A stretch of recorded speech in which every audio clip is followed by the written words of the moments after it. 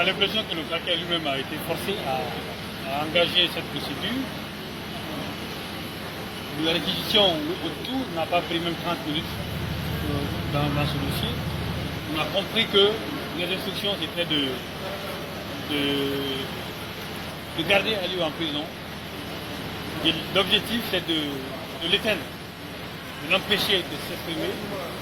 C'est pour ça que nous avons placé la liberté d'expression, la liberté d'opinion.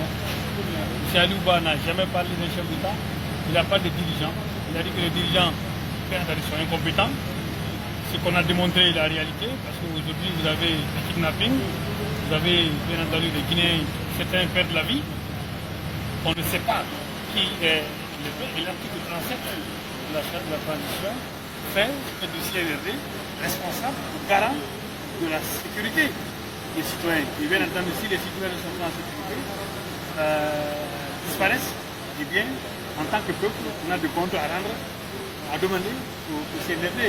Et Aliou Ba, en tant que leader d'opinion, est mieux placé, plus que tout autre, de dénoncer cette réalité-là.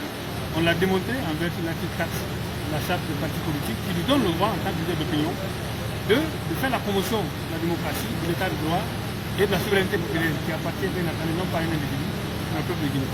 Voilà. Maître, que dites-vous Le parquetier ont pris l'habitude de se faire plaire en fait, à l'autorité.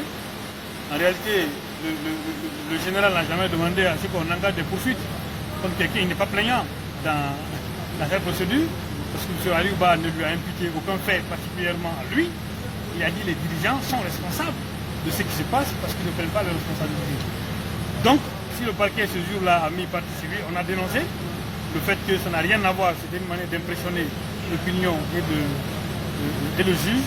Et finalement, aujourd'hui, ils ont fait eux-mêmes leur propre véhiculé en enlevant le nom du chef de l'État et en mettant, il n'y a pas de partie civile dans le dossier, il n'est pas représenté dans la salle. C'est ce qu'on a fait savoir et je pense qu'ils ont entendu raison à travers la critique qu'on a eu à faire. Il va les ont rectifié le tir. Ce n'est absolument rien, mais nous leur avons fait savoir ça la semaine dernière. Est-ce que vous êtes surpris?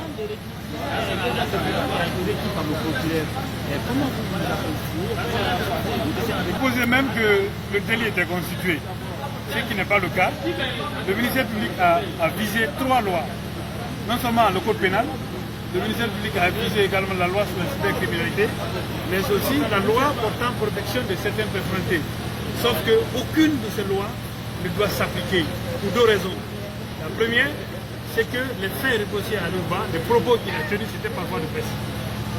Et la loi sur la liberté de la presse, c'est elle qui doit s'appliquer. Deuxièmement, cette loi est une loi organique. Le code pénal, la loi sur la cybercriminalité et la loi qui protège certaines personnes constituent des lois ordinaires.